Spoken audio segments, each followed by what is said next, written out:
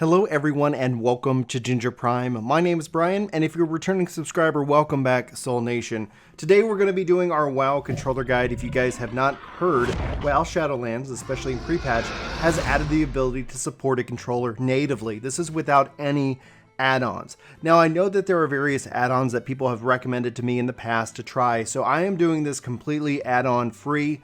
And while I say I probably can get about 90% of all the functionality that I want in this guide, note that there's going to be more guides and more content in the future, so be sure to check the top link in the description for the WoW playlist in case this is an older guide and, hey, welcome, hello from the past. Hopefully the future is kicking ass for you, but just note that if there's updates that I'll be making, I'm going to be putting some feedback because there's a handful of things that we can't do, and whether I write my own add-on to address this or if I end up just going ahead and tapping into like console, port, if they update that with the new API, note that I'll update you guys and I'll let you know accordingly. Now, in this guide, we're going to be covering how I've got my setup, why I chose to have my setup the way I've done. I'm going to try to target a lot of this to work with Final Fantasy XIV style in some ways. And so there are some things I cannot do, and I'll try to point those out. If after this guide you have any questions, please let me know in the comments below. Hit me up on Discord as well, and I'll be sure to try and help you the best that I can so you can have a great experience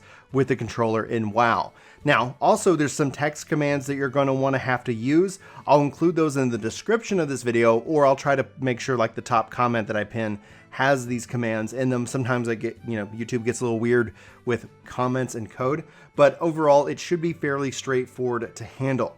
So with that and out of the way, let's go ahead and start with my hand actually off the controller and typing out a various command. To turn on controller support, you're going to want to type /console GamePadEnable _1. So with this command written down, you enter this, and then all of a sudden your gamepad is going to be working. Now I've got it turned on. I'm not going to go ahead and re-enter it there. The other thing that I do is I've got console GamePadEmulateCtrl, and then for some reason in caps, PADLTRIGGER. I don't know if caps works or not. Just note that this is how I am doing it. Also, I'm going to include a link to the forum post that kind of has some of these different commands so that you can play around with. So again, console GamePadEmulateCtrl PADLTRIGGER. That's basically going to turn my left trigger into a control button, and then console GamePadEmulateShift and then PADRTRIGGER. You can also check out like Wowpedia. Note that I'm a WoW noob when it comes to this. This is my entry point really into the World of Warcraft. So there might be some terminology I don't know. So just kind of give me a little bit of grace, and I'm going to do my best to kind of help get you guys going. So what this has done on the controller, it turns the left trigger into a control and then the right trigger into a shift. Why this is important is because coming from 14, the left trigger and the right trigger activate the W cross hotbar. So just note that that's kind of how I am used to playing these games. I have noted, and just note that the right trigger command that I have on screen right now, sometimes there must be a bug currently in the build, and I'm going to report that to Blizzard. It sometimes turns itself off. So if you turn that into a macro, just have access to copy and paste. If for some reason your right trigger stops functioning actually like that shift key and it starts acting like a button. I don't know why it is, but at the time of this recording, it occasionally hits me. And that's kind of why I map everything to my left trigger. So I'm going to go ahead and cancel out of that. The second phase of this, before we kind of get into more of it, is under key bindings. Now, if you, and some friends advise that I turn on like bartender or barkeep or something like that. If I go into my main menu and I go to add-ons, if I go and turn off bartender 4, I'll do that right now to show you basically an easy way to kind of get your mapping set up. Obviously, if you find a great way to map, if you find a great add-on or plugin, let me know in the comments below so that way I can kind of keep testing these things out. But with that out of the way, with that currently off, if I go back to key bindings, I'd go to quick bind mode. The reason I had to turn off bartender is because I can't typically do that easily bound. This is a way that you can kind of like hover over an item, an action, and easily bind it. So if there's certain things that you're like, I don't know what slot that is, I recommend doing this tool to kind of do a quick bind to get started. But beyond that, if I go first into my action bar, action 1 through 8, I've got to the left trigger, and then that's A, X, B, Y. up, down, left, and right. So when I hold down left trigger, those are going to be my actions. Then I use 9, 10, and 11, which really don't have a lot of things on there right now, but that's right trigger plus the A button. If that was over here, you would actually see it reflected on the bar itself, but you can kind of play around with it however you want. Again, I've had some issues with the right trigger in this game. I have my extra action button as my left trigger plus left stick click. So when it says in, that's like clicking the trigger itself.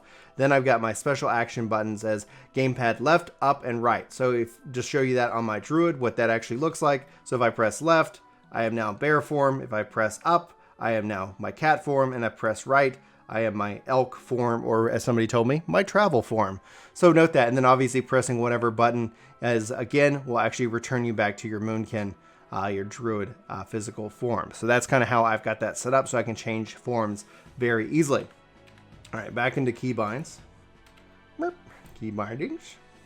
And so that is where I've got that, and then I haven't really set up or bothered with everything else yet. Again, as I level, once I get into level cap and more into endgame, note that this is probably going to change, but hopefully this is a really good starter guide for you guys. Anyway, targeting is very important to me because as a player, I want to be able to really do everything as much as I can with the controller itself. So you'll see nearest enemy, right trigger, and left trigger are bumper.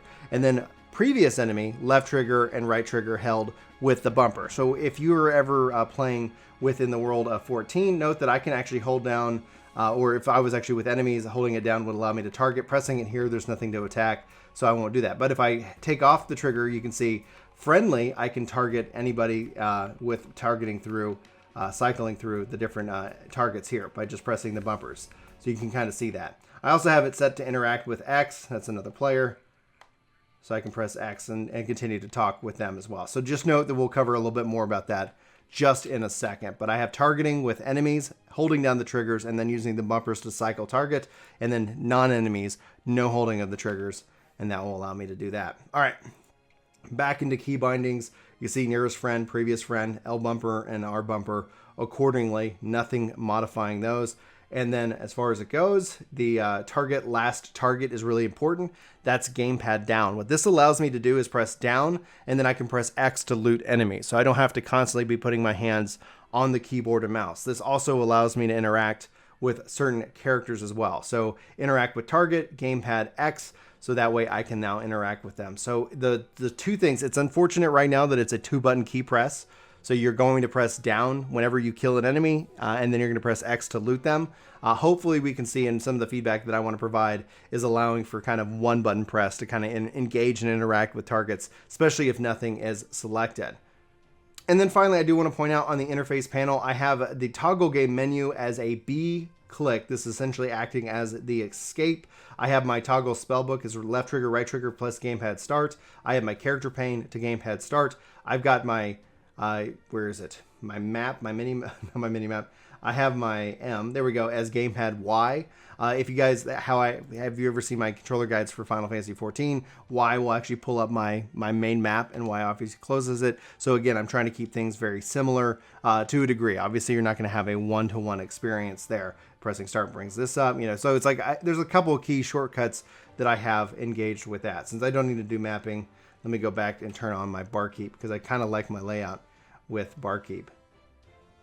Now, as you play the game, you're going to obviously want to do and engage and talk with various NPCs. So this isn't 100%. You're still going to need your mouse and keyboard occasionally to be able to do different things. But overall, the control within this game world feels really good. What I like about having B is kind of that cancel, is that if I am talking with a target and I want to engage with them and have a conversation with them, and then if they have a quest and I want to back out, then I can easily press B and close that chat box as well. So it ends up being pretty straightforward and awesome as far as it goes. Now, obviously, like again, you'll have to take your hand on the mouse and go and let's go ahead and fly out to Zandalar or something like that. You'll still have to do that with keyboard and mouse itself.